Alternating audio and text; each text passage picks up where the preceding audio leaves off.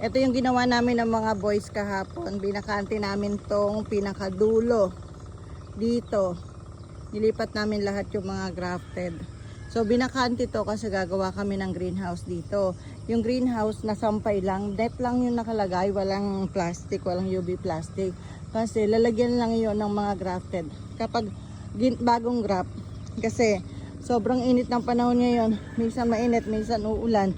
Parang nahihirapan kaming magpatubo nitong mga grafted bougainvillea. 2 attempt na graft. Hindi pa rin kompleto. So lalagyan ko na ng net dito sa bukid para yung igagrap namin nakalagay na sa net. O nasa net na. O may net na. Yan. So ito yung mga inayos namin ng mga boys kahapon. 4 silang tulong-tulong palipat, lipat. Ayos. Ngayon, absent sila. Sobra na pagod siguro. Nagsi-absent ngayon. Yan, nagsisipag-chat at sila daw hindi makakapasok. So ito pa yung mga hindi natubo. Yan, madami. Yung karaniwan sa hindi tumutubo ay maliliit. Yung mga mabababa. So ang papangit. Ang papangit kasi hindi kompleto yung pagkakagrap. So yung malaki naman madaling buhayin. Nabubuhay agad pag malaki. Kasi yun malamang nga dahil sa sobrang init. Kaya ito sinosolusyonan natin. Nilalagyan natin ng greenhouse dito. So pagka nag-grap sila dito sa lugar na mga ginagrap nila, may net na doon sa dulo. So ilalagay natin doon sa net yung mga susunod na ilalabas na RS. Yun ay ilalagay sa ilalim ng net. Ngayon na nasa dulo na ako sa paglalagay ng net, parang nasisikipan na ako ngayon. Dati ang akala ko maluwag na dito sa bukid, hindi ko mapupuno. Ngayon puno na. Tapos masikip pa. Ayan, sa gabi na yun medyo maluwag sa harap ng rest house. Gagawa rin ako ng net ng greenhouse doon. Lalagyan naman ng grafted na meron akong mga inaalagaan na cuttings. Yun yung ipapagrap ko. At dito naman ilalagay. Gagawa ng panibagong greenhouse dyan. At ang laman, mga cuttings na grafted.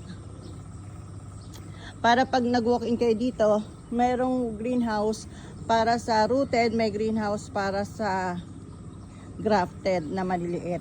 So ganyan yung gagawin natin. And dito, may mga nakahilera na Vietnam RS. At doon sa loob ng garden, nandun yung mga ready to sell na grafted. At dahil hindi nakasya, meron na rin dito sa labas. Yan, hinilera na rin natin yung mga ready to sell na RS yan. Hindi ko palang naaayos. Medyo pangit pa. Yan, pag maganda na, saka natin i-flex isa-isa. So dito tayo magpapagawa sa medyo maluwag pa na to ng greenhouse para sa cuttings na grafted sa harap nitong rest house ko, no? Tapos ito yung ating mga tanim na kalamansi. Tapos yung mga naka-square pot na to, aalisin ko to, plano ko. Madami kasi ito, yung mga mother plant ito Dati pinang-display ko lang to dati nung may cafe bella. Ngayon, tag-ulan na. Hindi na pwedeng mag-upo-upo dito. At umuulan na. Plano kong dalhin doon sa gitnang bukid. At doon gumawa ng another greenhouse, another set ng magtatanim. Para mas marami tayong ma-produce na rooted. Para ma-establish muna natin bago ibenta. Kasi naaagad po yung tanim namin. Kaya hindi kami makapagbenta ng pang LBC. Yun yung reason. Kaya hindi makapag LBC na agad yung tanim. So kailangan ko ng maraming patubo para mapalaki muna bago ibenta.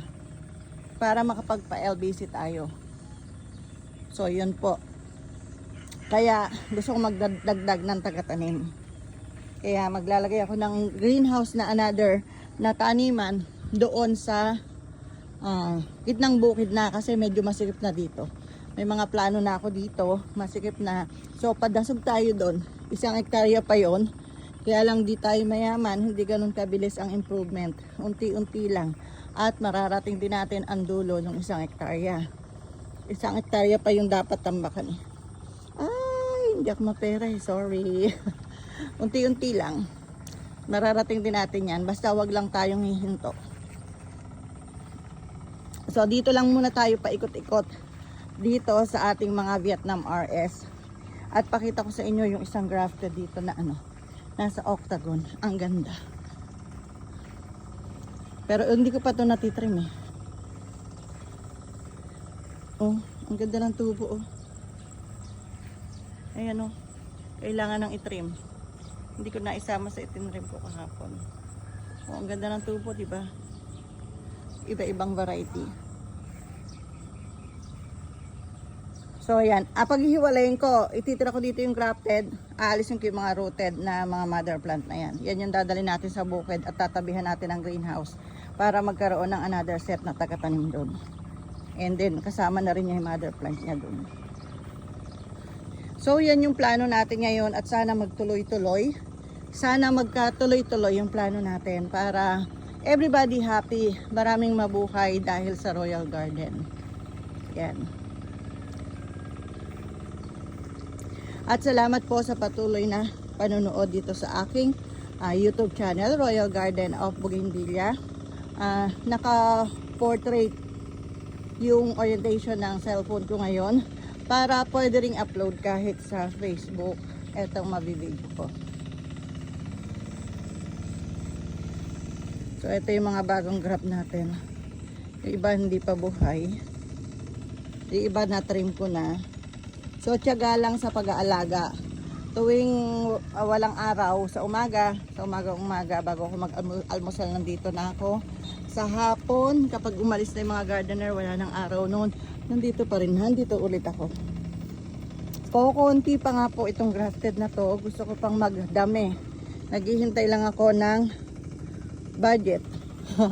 Tapos marami pa akong mga RS doon na pinapatubo. Kapag nalabas dito yan, madadagdagan na to. So gusto ko pa ng mas madami kasi alam nyo ba yung mga ganitong size, yung nakakawa tsaka yung maliliit na ganyan, nauubos yan pag summer. So gusto ko yung stock na hindi mauubos para lahat ng gustong mamili ay maraming pagpilian. Yun. Kasi nga matagal na si Royal Garden, 6 years na, tapos nauubusan pa ng stock. Pasensya na kasi part-timer lang tayo sa garden. Ngayon nag full-time tayo. Gusto natin may mapatunayan na meron tayong magawang bago or ma-improve natin si Royal Garden dahil nag full-time na tayo ngayon. So yan yung target ko, ma-improve si Royal Garden. Hindi pwedeng magtutulog lang ako o maggagala lang ako dahil wala na akong trabaho, dahil nag-early retirement ako. Gusto kong pagbutihan, paunlarin si Royal Garden para mas marami ang maging tauhan, mas maraming mabuhay dahil sa garden, mas maraming makinabang na katulad ko na kailangang magkaroon ng hanap buhay para sa pamilya. So yan yung target natin sa ating pag-early retirement para matutukan si Royal Garden. Ayan. So itong maliliit na to ang dapat pagbutihan kasi ito yung best seller. Kaso sila pa yung mahirap buhayin. Siguro pag nilagay natin yan sa net, sa lilim, sa pag may net na malililim na, baka sakaling medyo madali na tayong makabuhay. So that's all for today's video. Ayan, ito matagal nang pambenta tong parang bangka na to. Wala pa lang nabili kasi sobrang hirap niyang buhatin. Kaya hindi pwedeng mura lang natin bebenta. Siyempre, add natin yung effort din, no? Okay, thanks for watching.